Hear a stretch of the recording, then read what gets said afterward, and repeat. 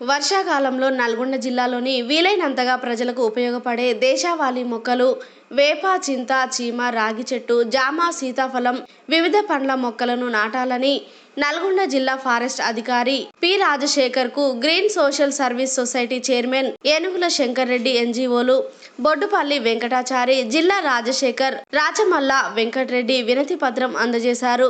అంతరించిపోతున్న అడవుల విస్తీర్ణం, మొక్కల పెంపకం, కాలుష్యం నుండి కాపాడేందుకు జిల్లాలోని కొంత భూమిని ఎన్జీఓ సంస్థలకు ఇవ్వాలని కోరారు.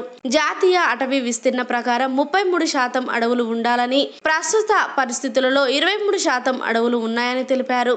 ఈ సందర్భంగా డిఎఫ్ఓ సానుకూలంగా స్పందించి జిల్లాలో మొక్కల పెంపకం పైన ప్రత్యేక దృష్టి సారిస్తానని అన్నారు.